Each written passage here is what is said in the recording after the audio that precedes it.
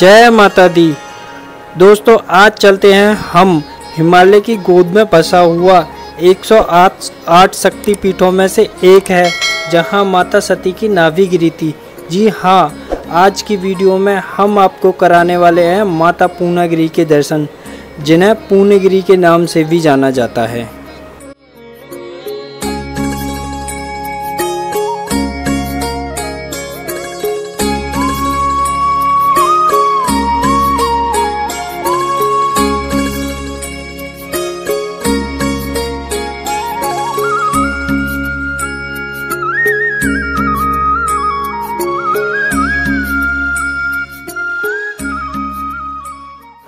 चलिए दोस्तों करते हैं यात्रा शुरू। हमारी जो ट्रेन थी संडीला से थी, जो सीधा टनकपुर के लिए है। तो हम सुबह सुबह पहुंच चुके थे, 9 बजे हमारी ट्रेन थी। तो हम 9 बजे के समथिंग पहुंच चुके थे रेलवे स्टेशन पर, और कुछ समय बाद हमारी ट्रेन भी आ जाती है। तो फिर हम चलते हैं दोस्तों 108 शक्तिपीठों में से एक माता पूर्णागिरि, और यहाँ से निकलते हैं टनकपुर के लिए। टनकपुर से फिर आगे की रास्ता दिखाएंगे हम इस वीडियो में, और कैसे हमने दर्शन किए, क्या क्या जानकारी होने वाली है वहाँ पे, रहने पीने खाने की जो भी हमारे को जानकारी मिलेगी हम आपको शेयर करेंगे। तो दोस्तों रास्तों के इस तरह के नज़ारे करते हुए हम लोग इंजॉय करते हुए पहुँच जाते हैं फाइनली। समथिंग 5 घंटे का हमारा सफ़र था, तो हम पहुँच जाते हैं फाइनली टनकपुर। तो दोस्तों यहाँ से करेंगे हम पूर्णागिरि माता की यात्रा स्टार्ट।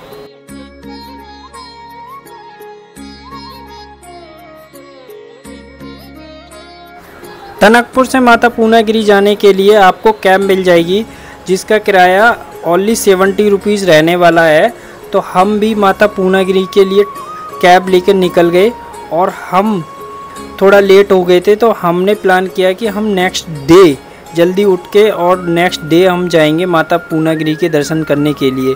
तो पहाड़ों के करीबन 21 किलोमीटर के सफ़र करने के बाद और बहुत ही प्यारे नज़ारे देखने के बाद ही हम पहुंच जाते हैं माता पूर्णागिरि के मंदिर के, जहां से पैदल यात्रा स्टार्ट होती है। तो दोस्तों हम कल मॉर्निंग से करेंगे अपनी यात्रा स्टार्ट।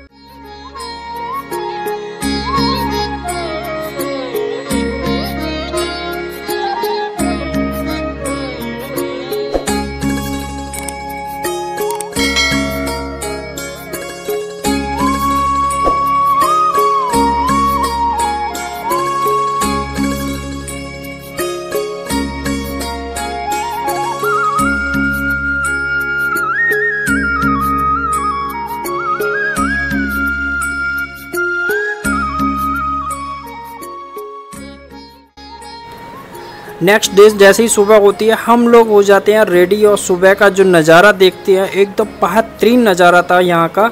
और मैं आपको बता देता हूँ, ये टैक्सी है, यहीं तक आपको टनकपुर से और माता पूर्णागिरि के यहीं तक आपको लाके छोड़ेंगी।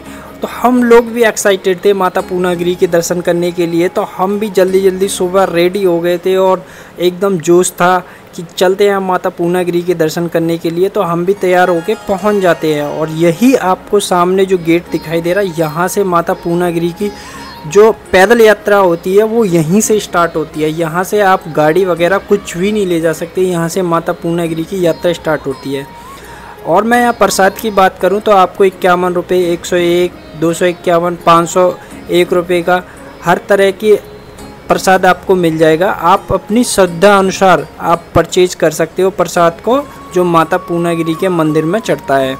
तो दोस्तों हमने फाइनली 251 रुपये का प्रसाद लेके और हम निकल चलते हैं माता पूर्णागिरि के दर्शन करने के लिए।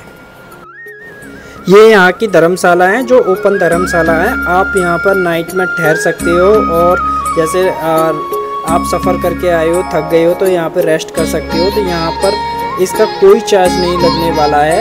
यहाँ पर नॉर्मली आप इनका यहाँ से प्रसाद खरीद लो, और बाकी कोई भी आपको चार्ज नहीं देना पड़ेगा। आपके लिए यहाँ वॉशरूम वगैरह और सारी चीज़ की सुविधाएं यहाँ पर अवेलेबल है। तो दोस्तों हम पहुँच चुके हैं काफ़ी आगे। तो यहाँ पर 2 रास्ते हैं, एक सीढ़ी का है और एक प्लेन रास्ता है। तो आपके अपनी इच्छा अनुसार चूज कर सकते हैं। तो हम लोगों ने प्लेन वाला रास्ता डिसाइड किया और हम चल दिए आगे माता रानी के दर्शन करने के लिए।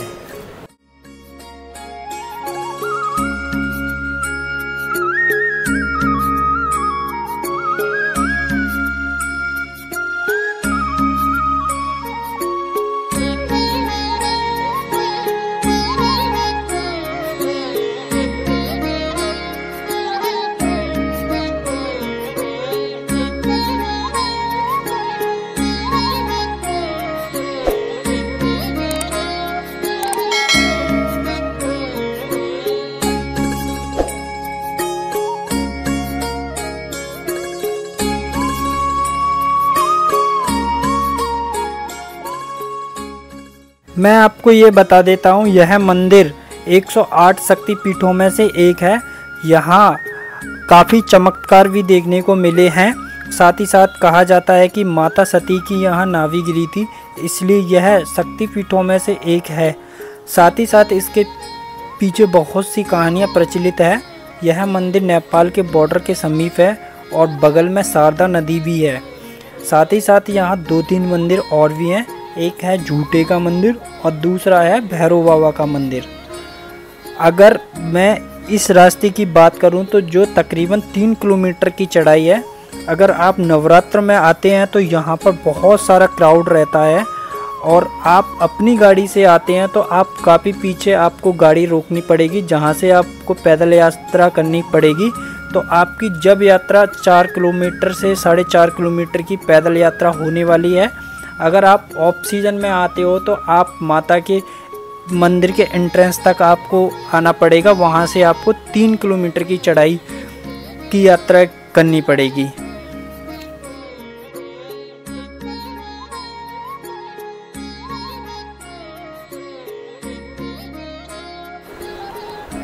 तो यहाँ की कहानी जो इस प्रकार है, सन 1632 में एक व्यापारी थे तिवारी जी, जो गुजरात के रहने वाले थे, जो मुगलों से परेशान होकर चंपावत राजा के यहाँ उन्होंने शरण ली और उनके सपने में माता पूर्णागिरी दिखाई दी और उन्होंने सपने में मंदिर बनवाने का आदेश दिया। इस तरह से इस मंदिर की स्थापना हुई। तब से लेकर आज तक यहाँ पूजा अर्चना होती आ रही है और यहाँ उत्तराखंड का सबसे बड़ा त्योहारों में से एक है।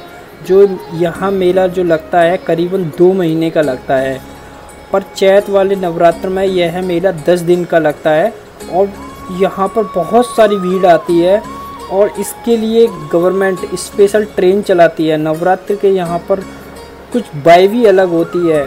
जय माता दी के नारों से ही पूरा रास्ते का एरिया गूंज उठता है। तो वह उस टाइम का नज़ारा कुछ अलग ही होता है। इस टाइम तो दोस्तों हम आए हैं ऑफ सीज़न में, तो अभी यहाँ कुछ ही लोग आ रहे हैं दर्शन करने के लिए। तो दोस्तों चलते हैं फिर आगे।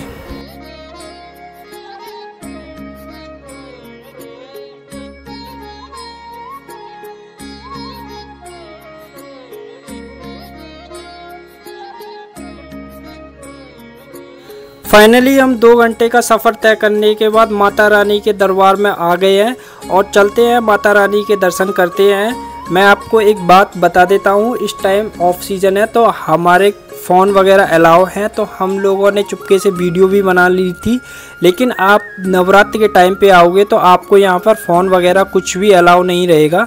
तो फाइनली जो मंदिर है माता रानी का, ये मंदिर है जो मेन मंदिर है। तो दोस्तों हमने अच्छे से यहाँ पर दर्शन किए क्योंकि यहाँ बहुत कम भीड़ थी और हम पंडित जी के साथ पूजा अर्चना की हम लोगों ने और पंडित जी से हमने आशीर्वाद लिया और माता रानी का आशीर्वाद लिया। उसके बाद फिर हम आगे की यात्रा तय करेंगे। चलिए दोस्तों फिर चलते हैं आगे।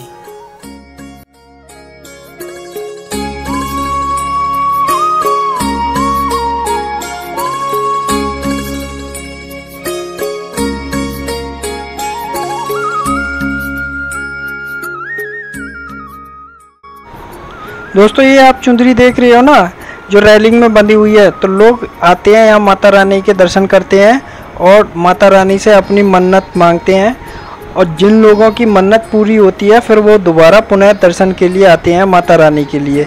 मैं यही कहूँगा माता रानी से सबके मनोकामना पूर्ण करें। जय माता दी। रास्ते में आपको झूठे का मंदिर मिलेगा। इसकी मान्यता यह है कि एक साहूकार था, उसने माता रानी से पुत्र रत्न की प्राप्ति के लिए याचना की थी। तो उन्होंने कहा था कि अगर मेरे पुत्र होता है तो मैं सोने का मंदिर चढ़ाऊंगा। तो कुछ दिन बाद उनके संतान पैदा होती है, पुत्र पैदा होता है, लेकिन उस टाइम साहूकार को लालच आ गया। उन्होंने क्या किया, तांबे का मंदिर बनवाकर और मंदिर में उसमें सोने का पानी चढ़वा के और मंदिर में वेट करने के लिए मज़दूरों के साथ ले जाने लगे। तो जब रास्ते में ले जा रहे थे मज़दूर तो थक गए थे, तो उन्होंने एक जगह रखा और विश्राम करने लग गए। विश्राम करने के बाद जैसे ही वो मंदिर उठाया, उसके बाद वो मंदिर वहाँ से हिला नहीं। तो इसलिए यह मंदिर आज भी यहाँ पर स्थित है। तो जब से इस मंदिर का नाम झूठे के मंदिर से नाम के से प्रसिद्ध है।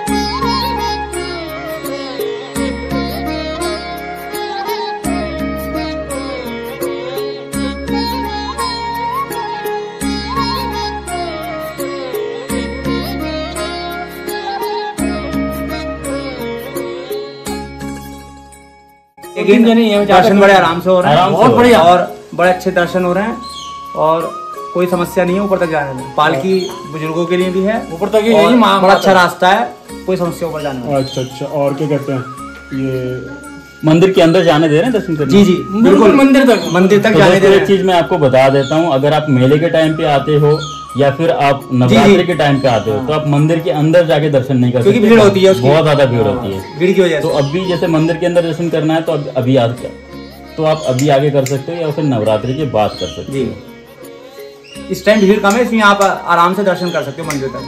बहुत आनंद आ रहा है, आराम से दर्शन कर सकते। जय माता की, अब बोलिए। जय माता की, जय पुनागरी मैया की, जय साचे दरबार की, जय माता की, जय माता की। मान्यता ये है कि माता रानी के दर्शन करने के बाद भैरव बाबा के दर्शन करना बहुत ज़रूरी है। तो हम लोग पहले माता रानी के दर्शन करने के बाद फिर चलते हैं भैरव बाबा के दर्शन करने के लिए। तो लास्ट में नीचे आप आओगे तो वहीं पर भैरव बाबा का मंदिर है, तो हम लोग भी दर्शन के लिए पहुंच जाते हैं भैरव बाबा के दर्शन के लिए।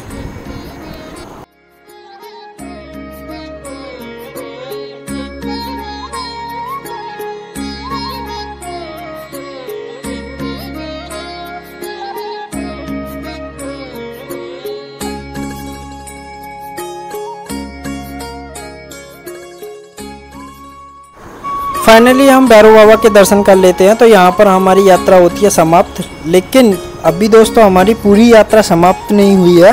इसके बाद हम नेपाल जाएंगे, नेपाल में सिद्ध बाबा के दर्शन करेंगे, उसके बाद हमारी यात्रा पूरी होगी। मान्यता ये है कि आप अगर माता रानी के दर्शन करने आते हैं तो आपको माता रानी के दर्शन, फिर भैरव बाबा के दर्शन, उसके बाद सिद्ध बाबा के दर्शन करने के लिए नेपाल जाना पड़ेगा। उसके बाद ही आपकी यात्रा पूर्ण मानी जाएगी, अन्यथा आपकी यात्रा पूर्ण नहीं होगी। तो हम दोस्तों निकल चुके थे वहाँ से कैब लेके, जो हमें माता रानी के मंदिर से और टनकपुर छोड़ेगी। फिर वहाँ से हम जाएंगे नेपाल। तो दोस्तों यहाँ पे कुछ दिन पहले बारिश हुई थी बहुत भयंकर, तो सारे रोड जाम हो गए थे। तो अभी यहाँ पे काम चल रहा है। तो दोस्त हम पहुँच चुके हैं टनकपुर।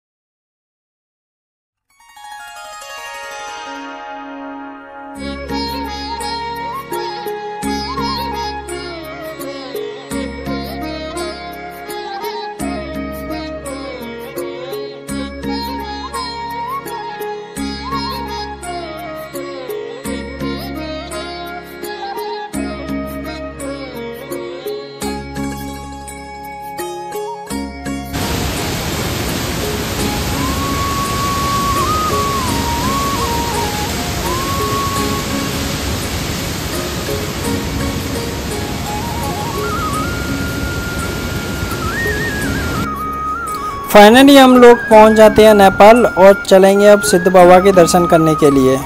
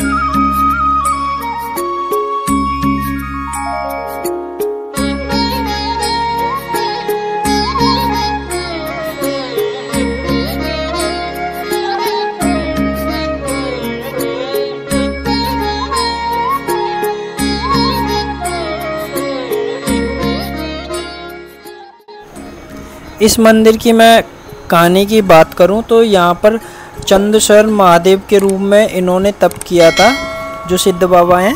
और तप करने के बाद यहाँ पर उन्हें सिद्धि प्राप्त हुई थी।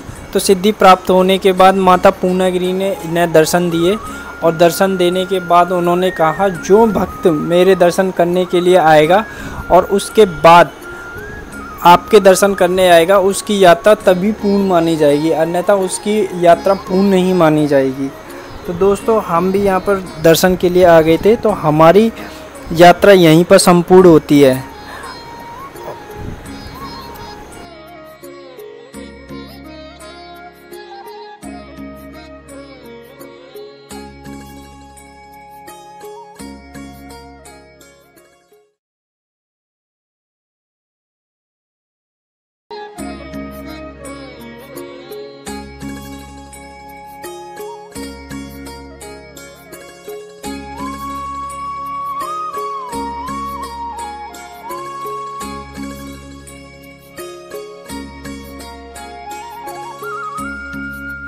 दोस्तों आज का ब्लॉग यहीं ख़त्म होता है। तो आपको हमारा ब्लॉग कैसा लगा कमेंट में हमें ज़रूर बताएं, और हमारे ब्लॉग को ज़्यादा से ज़्यादा शेयर करें।